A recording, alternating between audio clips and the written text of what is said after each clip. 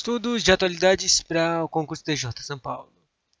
Algumas notícias que me passaram. Entenda por que o premier japonês renunciou ao cargo. Yoshihide Suga desiste de concorrer à eleição interna de governista do Partido Liberal Democrata, o que implica no abandono do cargo de primeiro-ministro. Decisão causa surpresa em Tóquio e ocorre em meio aos Jogos Paralímpicos.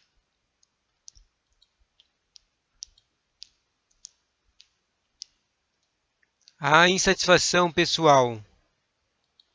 A notícia diz assim: ela foi do mês passado, do dia 4 do mês passado. A satisfação pessoal com a resposta à pandemia da Covid-19 levou o primeiro-ministro japonês Yoshihide Suga a desistir de comandar seu partido liberal democrata PLD.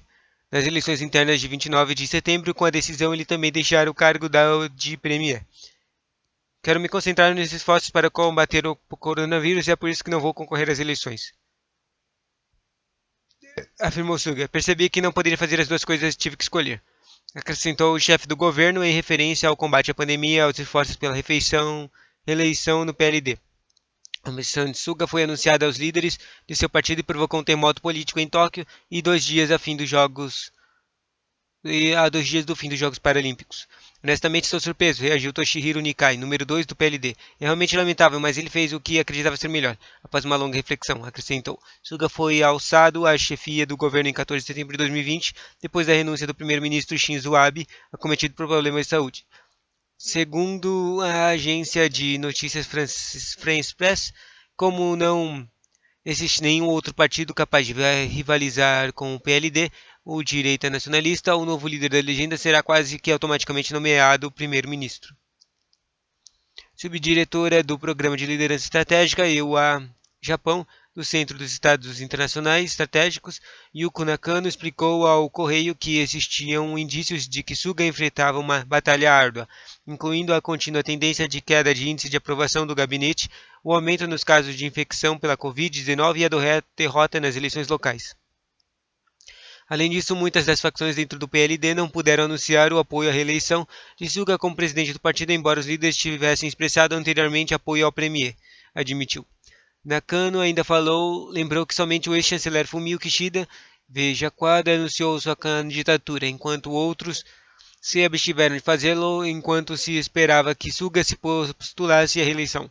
Agora o cenário político mudou. Taro Kano, o ex-ministro das Relações Exteriores e da Defesa sob o governo do premier Shinzo Abe, atualmente na supervisão do programa de imunização contra a Covid, está considerando a participação na disputa. Outros nomes incluem o ex-ministro Shigeru Ishida, da Defesa, e Sanai Takahashi, das Comunicações. É preciso superar 20 consignatórios para ser nomeado candidato, o que é um grande obstáculo, disse a estudiosa. Nós esperamos ver muitos movimentos até 29 de setembro. Os candidatos à posição de liderança do PLD apresentarão formalmente a candidatura até 17 de setembro, quando a campanha oficialmente começará. As decisões de Yoshihide Suga, de 72 anos, o carinha que renunciou, lembra as adotadas por outros chefes dos governos anteriores. Segundo a AFP, o premier era considerado o principal nome para comandar o partido por mais um mandato.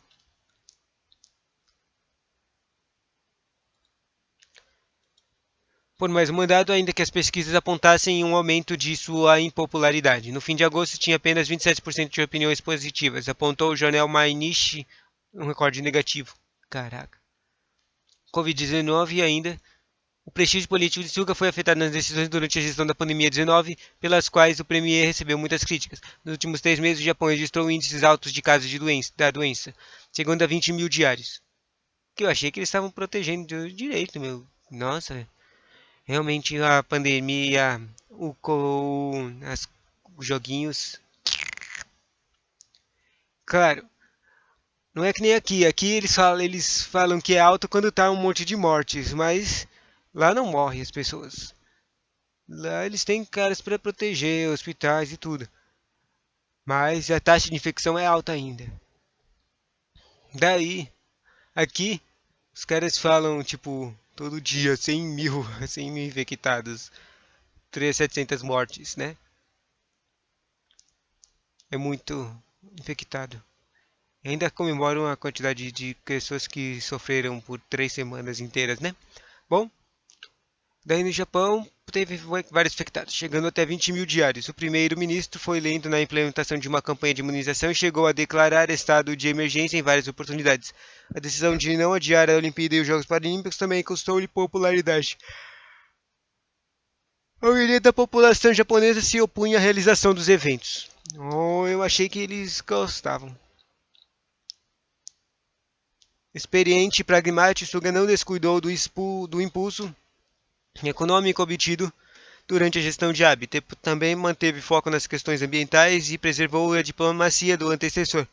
Filho de um floricultor e de uma professora, Suga foi criado na zona rural de Akita, no norte do Japão, e trabalhou em uma fábrica para custear os próprios estudos. A carreira política começou em 1987, quando foi eleito membro da Câmara Municipal de Yokohama e ingressou no parlamento em 1996. Daí tem aqui um treco chamado Eu Acho. Havia o receio, especialmente entre os membros mais jovens do Partido Liberal Democrata, PLD, de que a presença de Yoshihide Suga na capa livraria uma batalha muito dura na eleição da Câmara Baixa. O anúncio que ele não disputará a reeleição surpreendeu muitos japoneses. Yuko Nakano, lá, aquela diretora EUA Japão, quero me concentrar nos esforços para combater o coronavírus e é por isso que não vou concorrer às eleições, Yoshihide Suga disse, primeiro-ministro do Japão. Prováveis sucessores tem aqui Fumio Kishida, o moderado, Tano Kono, o comunicativo, Shigeru Ishida, o populista. Só tem uma explicação desses caras. Leio ou não leio? Leio ou não leio? Vamos ler mais. Fumio Kishida, o moderado, há 64 anos, foi o primeiro e até o momento único a anunciar oficialmente sua candidatura à presidência do PLD. Ex-ministro das Relações Exteriores, considerado pouco carismático e favorito do então primeiro-ministro Shinzo Abe. Disputou a última eleição interna do PLD há um ano que terminou com a vitória de Suga. A condição de moderado o coloca como favorito. Taro Kono, o comunicativo, ex-ministro das Relações Exteriores da Defesa e atualmente titular da pasta de reforma administrativa. Taro Kono, 58 anos, é um usuário entusiasta do Twitter. Sua conta japonesa é seguida por 2 milhões de pessoas e formado pela prestigiosa American University de Georgetown. Ele se comunica confortavelmente em inglês, uma raridade no mundo político japonês. É apreciado pelos círculos empresariais e esteve à frente da campanha nacional da vacinação. Gostei desse cara. Shigeru Ishida, o populista, ex-ministro da Defesa. O especialista em assuntos militares já ocupou outras pastas e foi secretário-geral do PLD entre 2012 e 2014. O ex-banqueiro de 64 anos tem o apoio da opinião pública, mas dentro de seu próprio partido alguns não apreciam as suas frequentes mudanças do lado e as suas declarações de portas fechadas. Como Kishida Ishiba foi um candidato nas eleições internas anterior do PLD em setembro de 2020. Louco. Ah não, a tela saiu. Que droga. Próxima notícia.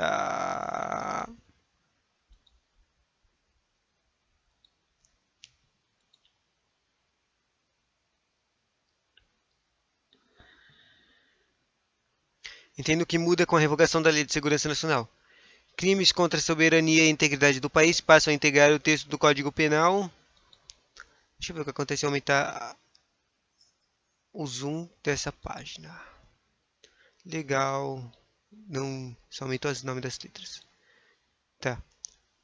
Crimes contra a soberania e integridade do país passam a integrar o texto do Código Penal. A mudança não é automática, ela ocorrerá em 90 dias. Atualizada há um mês passado. Decorrerá em 90 dias, veja o que acontecerá com os processos de quem responde a crimes enquadrados na antiga lei do regime militar.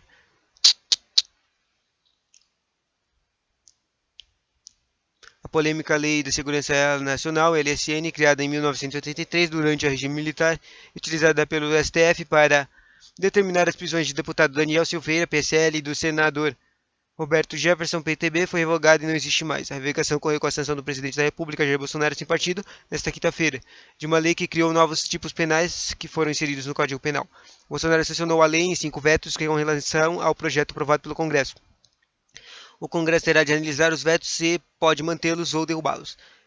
A lei era criticada por prever crimes abstratos e muito genéricos e que, de alguma forma, cerceavam a liberdade de expressão em nome da proteção da democracia.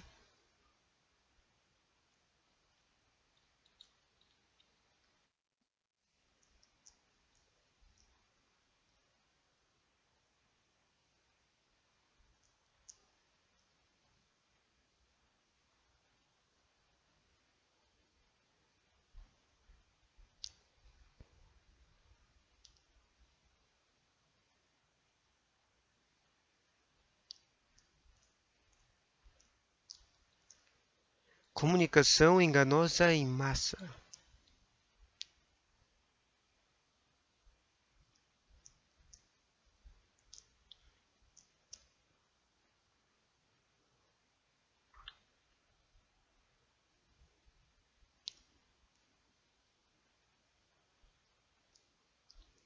Dez crimes sancionados.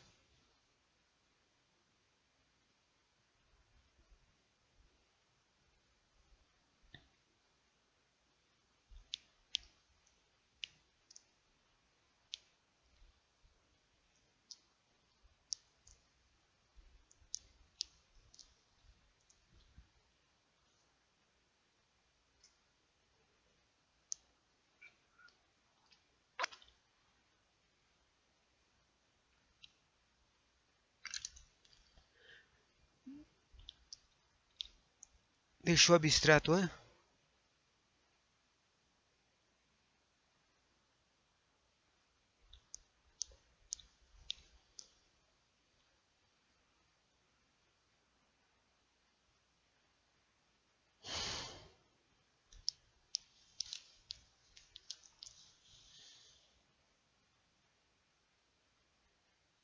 O de criminar os militares, hein?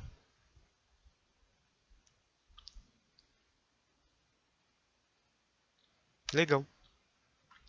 Nos últimos meses, a Lei de Segurança Nacional foi utilizada contra críticos do Bolsonaro.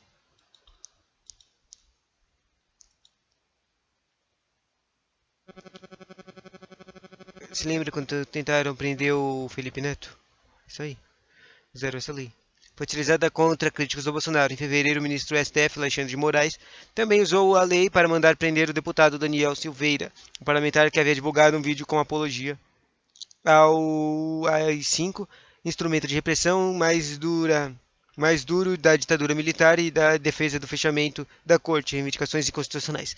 O youtuber Felipe Neto também chegou a ser investigado com base em artigos da LSN após chamar em uma rede social Bolsonaro de genocida no contexto de gestão federal da pandemia de Covid-19. Especialistas ouvidos pelo G1 entendem que a mudança é agregadora à liberdade de expressão e pode deixar de punir quem foi enquadrado em crimes previstos na antiga lei.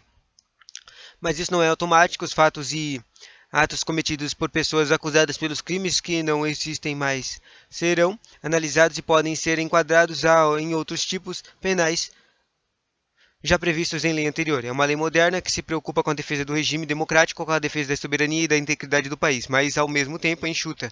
O legislador teve o cuidado de não criminalizar mais a liberdade de expressão, retirando os excessos que tínhamos no passado. Entende o advogado Fábio Toshfik Simantobi, mestre de Direito Penal e conselheiro do Instituto de Defesa de Direitos da Defesa. Nova lei está adaptando a realidade brasileira, em especial a preservação da dignidade humana quanto aos direitos da personalidade. As diferentes entre a antiga e a nova lei mostram uma preocupação com a nova realidade política e social. Vê o condicionalista Vera Chemin. O que muda com a nova lei? Na lei anterior. Clique aqui para estar. Não existirá mais 90 dias, tá? Alguns crimes deixam de existir totalmente, como prevê a pena de 4 anos de detenção para fazer em público propaganda de processos violentos legais para alteração de ordem política ou social, ou até 4 anos de reclusão para incitar a subversão de ordem política ou social ou a animosidade entre as formas armadas ou entre estas e as classes sociais ou as instituições civis. A nova lei preserva as instituições se trata de espionagem e soberania, mas de uma forma mais adequada. A Constituição, o que não existia apenas pois a Lei de Segurança Nacional tinha sido feita em uma época em que a ordem política não aceitava a liberdade de expressão e da associação. Eu posso agora defender a mudança de regime desde que não incite a violência, e isso não podia antes, porque era crime de lei de segurança nacional. Interessante. A nova lei é melhor? Especialistas ouvidos entendem que a mudança é positiva, por ser mais compatível com a democracia e por incluir os crimes no Código Penal agregando as leis. A advogada Carolina Coelho, integrante do Instituto Brasileiro de Ciências Criminais, aponta mais um ponto positivo da lei: incluir novos crimes contra o funcionamento do processo eleitoral, que prevêem pena de até 6 anos de prisão para quem perturbar as eleições ou o resultado invadindo urnas eletrônicas ou a apuração virtual, por exemplo. Também há um novo crime, que é o tentar dar golpe de Estado, com a pena de até 12 anos de prisão. Um crime anterior teve o texto alterado e foi mantido: tentar com o emprego de violência ou grave ameaça abolir o Estado democrático de direito, impedindo ou restringindo o exercício dos poderes constitucionais, com pena de até 8 anos de prisão. O que aconteceu com o crime de difamar ou caluniar o presidente? Um crime previsto na Lei de Segurança Nacional previa pena de até 4 anos da prisão por caluniar ou difamar o presidente da República. O do Senado Federal e o da Câmara dos Deputados. Quer dizer, não é só o presidente da República, é o presidente do Senado também, o presidente da Câmara dos Deputados também e o presidente do Supremo Tribunal STF, imputando-lhes fato definido como crime ou fato ofensivo à reputação. Neste crime, que foram enquadrados os casos como o do youtuber Felipe Neto, que chamaram o Bolsonaro de genocida nas redes sociais. O crime original não existe mais. Não existe mais. Pode falar aí mal do presidente, tá? Isso não significa que possa caluniar o presidente sem correr risco de ser punido.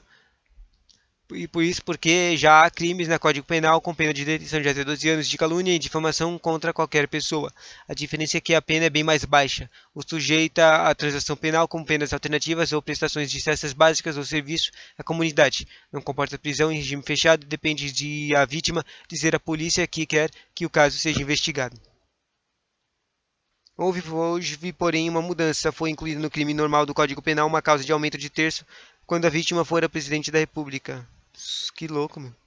O advogado professor Pier Paolo Bottini lembra que, porém, que a situação do presidente da República é peculiar porque o STF já decidiu que a proteção criminal à honra das personalidades públicas é diminuída de certa forma, devido à exposição de certas pessoas estão sujeitas. E a defesa de honra de pessoas públicas é mais estreita, enquanto é cidadão ou enquanto jornalista. Daí o que acontece com os crimes pelos quais são acusados Daniel Silveira e Roberto Jefferson. A revogação de crimes nos quais Roberto Jefferson e Daniel Silveira foram acusados com base na Lei de Segurança foram revogados. Mas ambos também respondem a outros crimes previstos no Código Penal. Especialistas explicam que com a revogação os crimes da Lei de Segurança Nacional somem, mas isso não significa que os fatos não podem ser punidos e se forem incompatíveis com outros crimes já previstos em lei.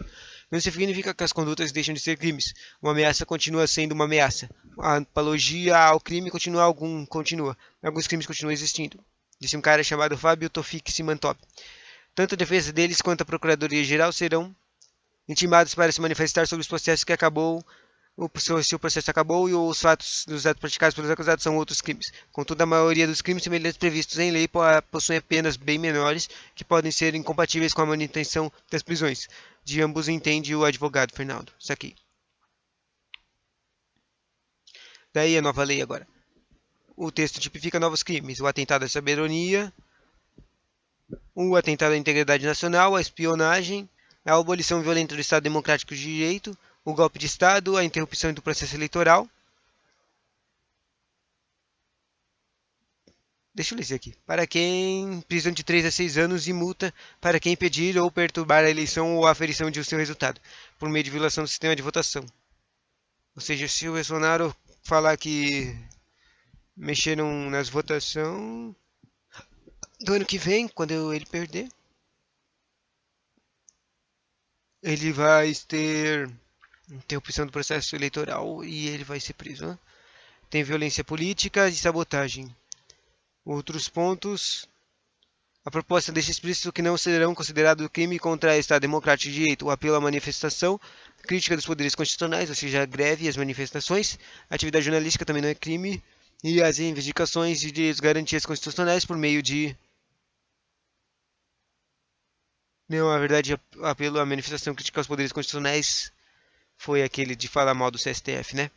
Reivindicação de direitos e garantias constitucionais por meio de passeatas, reuniões e greves. Esse aqui é o greves. Aglomerações ou qualquer outra forma de manifestação política com próprios propósitos sociais. Daqui a pouco eu leio mais notícias.